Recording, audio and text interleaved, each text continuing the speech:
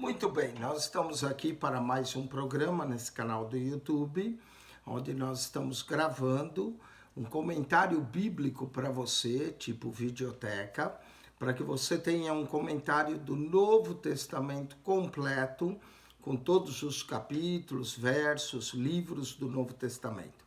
O Novo Testamento tem 27 livros, sendo que mais da metade estão nos 6 primeiros livros, né?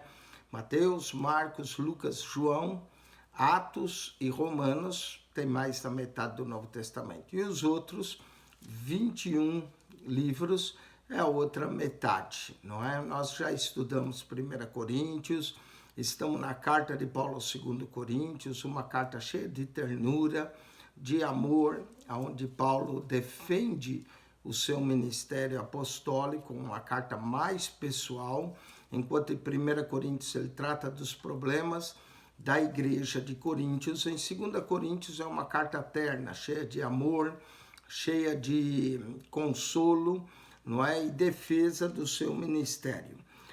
Continuando então no capítulo 3, depois Paulo falar que nós temos o cheiro do conhecimento de Cristo, né? Ele menciona o cheiro do conhecimento, o cheiro de Cristo, cheiro da morte e cheiro da vida. 4 cheiros nós encontramos aqui, que o crente tem o cheiro de Cristo, não é? Aí ele diz no capítulo 3, porventura começamos outra vez a louvar a nós mesmos? Será que nós vamos nos exaltar nós mesmos, nos louvar nós mesmos? Ou necessitamos, como alguns, de cartas de recomendação para vós ou de recomendação de vós? Paulo diz, olha, alguns chegam aí com carta de recomendações, apresentando-se, quem sabe vinham de Jerusalém, com essas cartas, mas ele diz, nós não precisamos dessas cartas, aliás, nós somos a carta escrita e lida pelos homens, não é?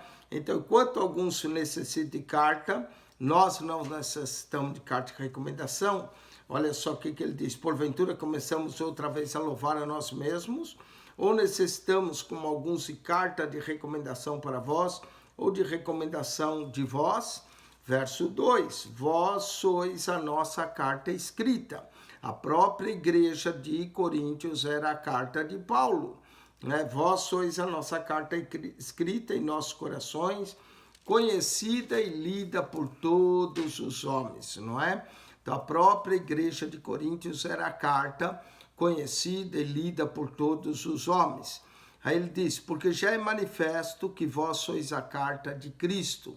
A igreja de Coríntios para ele era a carta de Cristo. Se nós pensarmos, nenhuma outra igreja Paulo escreveu tantas coisas como em Coríntios. Ele escreveu 16 capítulos, né? Naquela época não dividia em capítulos, mas depois que a Bíblia foi dividida em capítulos, são 16 capítulos e mais 13 em 2 Coríntios. Então, essas duas cartas juntas é o maior conteúdo literário do apóstolo Paulo, mais do que a Romanos, mais do que aos Gálatas, aos Efésios, Filipenses, Colossenses, Timóteo, Tessalonicenses. Paulo escreveu a maior carta para Coríntios, não é? Por isso que é importante estudar essas duas cartas de Coríntios, porque já é manifesto que sois a carta de Cristo, ministrada por nós, escrita não com tinta, mas com o Espírito do Deus vivo, não em tábuas de pedra, mas nas tábuas da carne e do coração. Aqui Paulo está lembrando a lei havia sido escrita em tábuas de pedra, com o próprio dedo de Deus, mas a igreja de Coríntio era a carta de Paulo, né? A carta ministrada por nós, não como tinta, mas com o Espírito do Deus vivo. Aquilo que Deus havia feito e realizado em Coríntio era a carta de recomendação de Paulo, era a carta do apostolado dele, era aquilo que ele precisava para provar que ele era apóstolo. Ele não necessitava, como de outros apóstolos, cartas de recomendação vindas de Jerusalém, porque a própria igreja de Coríntios era a sua carta. Ele diz, não com tinta, mas com o Espírito do Deus vivo, não em tábuas de pedra, como era a lei, mas nas tábuas da carne e do coração. Note como Paulo é bem interno nessa carta. Ele menciona o coração, o seu amor que ele tinha por essa igreja.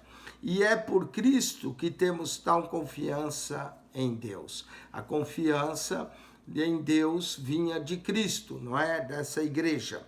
Não que sejamos capazes por nós mesmos de pensar alguma coisa, como de nós mesmos, mas a nossa capacidade vem de Deus. A capacidade para o ministério, a capacitação para o ministério vem de Deus. Diz: a quem Deus chama, Deus capacita. A quem Deus capacita, ele envia. A quem ele envia, ele cuida, não é? E ele está dizendo aqui que a capacitação para o ministério vinha de Deus. A capacitação para realizar a obra de Deus, a capacitação para anunciar o evangelho entre os coríntios vinha de Deus, o qual nos fez capazes de ser ministro. A capacidade para o ministério não vem do ser humano, não vem de ele próprio, vem do próprio Deus vivo, que nos capacita para realizar a obra de Deus. Portanto, ninguém pode entrar no ministério pela sua própria vontade. Tem que ser uma chamada de Deus, tem que ser uma capacitação de Deus que nos faz capaz para ser ministros. E aqui Paulo vai dizer ministros do quê?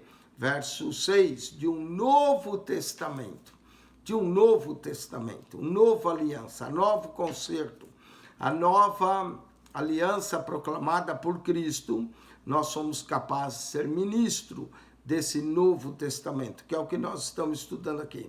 Não da letra, mas do espírito, porque a letra mata e o espírito vivifica, não é? A letra que Paulo está falando é a letra da lei escrita em tábuas de pedra.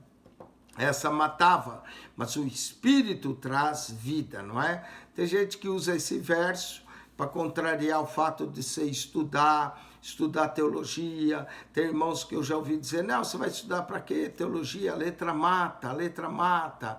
Você tem que buscar o espírito, não é?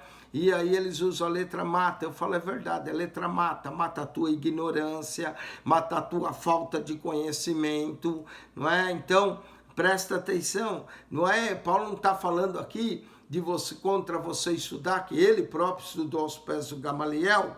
O que Paulo está dizendo, a letra é a letra da lei, a letra escrita em tábuas de pedra. Essa sim condenava o homem, essa sim revelava o pecado, mas o Espírito de Deus vivifica. Pastor, então nós devemos estudar? Claro que deve, não é? A lei, ele está falando da lei, a lei foi escrita com tinta, ele diz isso no capítulo 3, verso 3, a lei foi escrita na pedra, no capítulo 3, verso 3, a letra mata, mas o Espírito vivifica, a lei era morte, mas o Evangelho é vida, a lei provê a condenação, porém o Evangelho é a liberdade, a lei era o passado, mas o Evangelho é o presente, a lei foi manifesta com glória, mas o Evangelho com sobreexcelente glória. Então presta atenção, a lei foi escrita com tinta, o Evangelho é escrito pelo Espírito. A lei foi escrita em tábuas de pedra. O Evangelho é escrito no coração. A letra mata, mas o Evangelho, o Espírito vivifica. O ministério da lei era a morte. O Evangelho é a vida e vida eterna em Cristo Jesus. A lei provê a condenação, mas o Evangelho provê a liberdade em Cristo. A lei era para o passado, o Evangelho é para o presente. A lei era manifesta com glória, o Evangelho com sobreexcelente glória. A letra mata, mas o Espírito vivifica. Verso 7, agora Paulo vai falar do ministério. E se o ministério da morte, gravado com letras em pedras, o que ele se refere ao ministério da morte é a lei. Sabe que tem gente hoje que ainda quer guardar a lei, quer guardar o sábado, quer observar a lei. A lei é boa, a lei é espiritual, mas eu sou vendido sobre o pecado.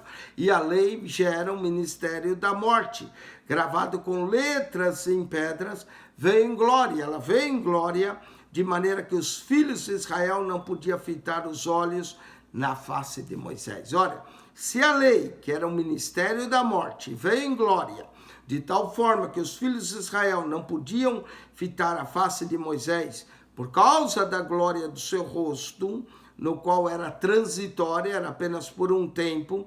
Tanto é que Moisés teve que cobrir o rosto por causa da glória, depois de passar 40 dias no Monte Sinai com Deus. Como não será maior glória o ministério do Espírito?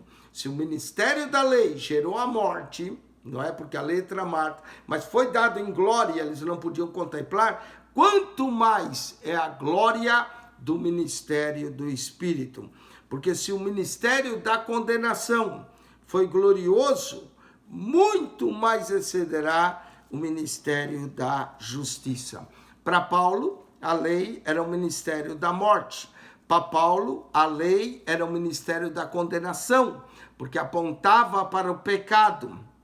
Mas o evangelho é o ministério do Espírito de Deus. O evangelho é o ministério da justiça. Justiça de Deus pela fé em Cristo Jesus. Que maravilha é o ministério da graça, não é? Que maravilha que esse ministério traz a nós. Porque também o que foi glorificado nessa parte não foi glorificado por causa da excelente glória, não é? Está falando de Moisés, a glória de Moisés que era transitória, porque se o que era transitório foi para a glória, muito mais é em glória o que permanece. O evangelho permanece. A lei era transitória, a lei passou, a lei gerava morte, a lei gerava condenação, mas o ministério gera vida, o ministério é o Espírito, o ministério, a glória do ministério é permanente, a glória da lei era transitória, não é? Tendo, pois, tal esperança, ousamos de muita ousadia no falar. Então, o nosso falar, o nosso anunciar, o nosso pregar, vem desse ministério glorioso, desse ministério do Espírito, desse ministério da justiça, desse ministério da glória permanente de Deus. Então, tendo, pois, tal esperança, usamos de ousadia no falar. Verso 13. E não somos como Moisés, que punha um véu. Moisés punha um véu, Paulo está lembrando, quando o rosto de Moisés e a pele brilhava, ele tinha que usar um véu sobre a sua face, para que os filhos de Israel não olhassem firmemente para o fim daquilo que era transitório. Se a lei era transitória, se a face de Moisés brilhou, e brilhou transitoriamente, de tal forma que ele tinha que pôr um véu, imagine o ministério da glória, o ministério da justiça, que permanece para sempre. Mas os seus sentidos, ele está falando do povo, foram endurecidos. Imagine só, não é? A lei de Moisés foi dada por Moisés, foi dada por um tempo, era transitória, mas a graça de Cristo veio e substituiu, né? E os sentidos do povo foram endurecidos. O coração ficou duro, o coração não entendeu aquela glória transitória, porque até hoje o mesmo véu está por levantar a lição do Velho Testamento, a qual foi por Cristo abolido. Presta atenção. Verso 6 desse capítulo, Paulo fala de um Novo Testamento. Um Novo Testamento, que é pelo Espírito. Verso 14, ele fala da lição do Velho Testamento, não é? Nós temos dois testamentos. O Novo, que começa com o Evangelho de Cristo, que é o Evangelho do Espírito, o Ministério da Justiça, e o Velho, que é a lei. Ora, se o Novo veio, é porque foi substituído o velho. Muita gente ainda quer ficar no velho. Muita gente prega o velho, não é? E fica no velho.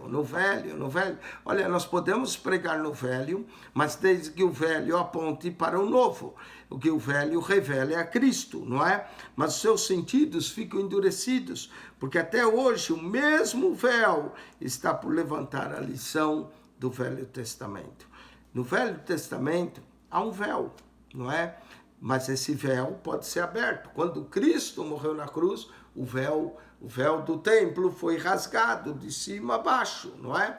Diz que o Novo Testamento está escondido no Velho, mas o Velho existe um véu. Eles, como na face de Moisés havia um véu, para que eles não vissem a glória, o resplendor do rosto de Moisés, da mesma forma existe uma glória, e esse daí está no véu, não é? Que precisa ser levantado, e o qual por Cristo foi abolido. Uau! Paulo menciona claramente que em Cristo é o mediador de uma nova aliança, de um novo testamento, de um novo ministério. Cristo cumpriu a lei e agora Cristo introduziu uma nova aliança, a graça de Deus, que é livre para todos os homens, mas alguns ainda permanecem no antigo, não é? Verso 15, até hoje, quando é lido Moisés, Paulo está se referindo às sinagogas, Paulo está dizendo aos judeus que quando é lido Moisés, o véu está posto sobre o coração deles. Interessante, tem gente que tem um véu, não consegue ver a verdade do evangelho, não consegue entender o evangelho, é como se tivesse um véu que tapa os olhos, tapa, nesse caso, o coração. Moisés é lido sábado após sábado na sinagoga, mas Paulo está se referindo aos judeus que é como se tivesse um véu, o mesmo véu que cobria o rosto de Moisés, esse véu está colocado sobre o coração deles para não ver a verdade. Um véu invisível, um véu, mas que tampa para que eles não resplandeçam a glória de Deus, a glória do evangelho que liberta o homem, que transforma o homem, que dá ao homem o entendimento da graça de Deus.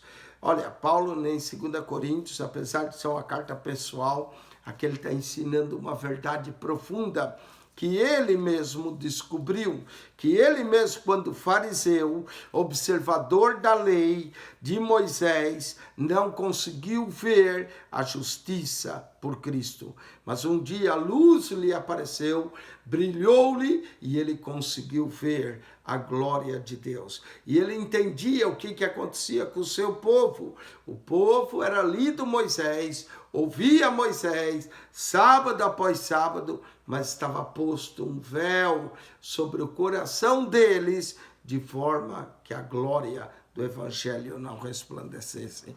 E não é só sobre o coração dos judeus. Muita gente parece ter um véu nos olhos, muita gente parece que está obscura para entender, não é? E não conhecer a face de Jesus. Isso Paulo vai falar no capítulo 4, mais claramente. Ele vai dizer que o Deus desse século cegou o entendimento dos incrédulos para que não lhe resplandeça a luz do evangelho de Cristo. Agora, aqui no capítulo 3, verso 15, ele está falando para os judeus, mas depois ele vai falar para os gentios, não é? Existe um véu posto no coração deles, apesar de Moisés ser lido sábado após sábado. Mas quando se converter ao Senhor, então o véu se tirará. Note como Paulo explica a conversão. Para Paulo, conversão é quando o véu era tirado do coração, quando o véu é tirado dos olhos, não é? Há uma música que diz, né? Quando Jesus estendeu sua mão para mim, eu era cego, pobre, desprezível pecador, não é? Mas ele estendeu sua mão, aí o véu foi tirado. É assim que Paulo enxerga a conversão. Conversão é quando o véu é tirado. A lei era lida sábado após sábado, mas havia um véu no coração deles para não entender. Não é o véu da cegueira, o véu que tampa os olhos, o véu para não resplandecer a luz da glória de Cristo. Mas quando se converter ao Senhor, então o véu o tirará. Ora, o Senhor é Espírito. Interessante, ele atribui o Senhor ao Espírito. As coisas de Deus só se entende pelo Espírito de Deus. Ora, o Senhor é Espírito, e aonde está o Espírito do Senhor, aí a liberdade. O Senhor é Espírito, por isso que importa que os que o adoram a Deus em espírito e em verdade. Jesus já tinha dito em João capítulo 4, a mulher samaritana, Deus é espírito. Agora, Paulo diz, o Senhor é espírito. E ele vai falar, e aonde está o Espírito do Senhor, o Espírito de Deus, o Espírito Santo, aí há liberdade. Liberdade para adorar, liberdade para cultuar, liberdade para interpretar as Escrituras, liberdade para conhecer a Deus, porque o véu é tirado de nossos olhos, do nosso coração. Mas todos nós, Paulo falando, com cara descoberta. Paulo não precisava cobrir a cara, Paulo não precisava falsificar o evangelho, como ele já tinha dito no capítulo 2. Alguns falsificavam a palavra de Deus, mas ele usava a sua cara descoberta. Ele apresentava a sua cara, né, como diz uma expressão em português, apresentava a sua cara a tapa. Era assim, com a cara descoberta, não é? Refletindo como um espelho, refletindo o quê? A glória do Senhor. Ah, como é bom quando a glória do Senhor reflete em nós. Assim como a lua não tem luz própria, reflete a luz do sol, o crente também reflete a luz de Cristo, a luz da glória de Deus. Quanto mais nós estamos com Cristo, com cara descoberta, sem véu, sem impedimento nenhum, agora com a cara descoberta, refletindo como um espelho a glória do Senhor, somos transformados de glória em glória. O crente vai de graça em graça, o crente vai de glória em glória, o crente vai de fé em fé, o crente caminha transformado de glória em glória. A glória de Deus nos transforma, a glória de Deus é algo maravilhoso em nossas vidas, a glória de Deus, somos transformados de glória em glória, glória em glória, até chegarmos na glória eterna. Amém? O crente vive de glória em glória, transformado. Cristo quer nos transformar. Cristo nos ama tanto que quando nos chama, se recusa a deixar do jeito que nós somos. E agora ele quer nos transformar. Paulo diz, nós todos, com cara descoberta, sem véu, como Moisés usava véu, não é para cobrir a glória. O véu tampou-lhes o coração para que não visse, mas o Senhor é Espírito, onde há Espírito de Deus, aí há liberdade. Não é? Nós não estamos escravos às obras da lei, aos mandamentos, aos estatutos, mas agora somos libertos pelo Espírito de Deus e agora todos nós com a cara descoberta, com o rosto descoberto, sem véu, refletindo como espelho a glória do Senhor. O ministério do Novo Testamento é um ministério glorioso, é o ministério do Espírito, refletindo a glória do Senhor, somos transformados de glória em glória. Glória em glória. O crente vive de glória em glória. Não é? Vive graça sobre graça.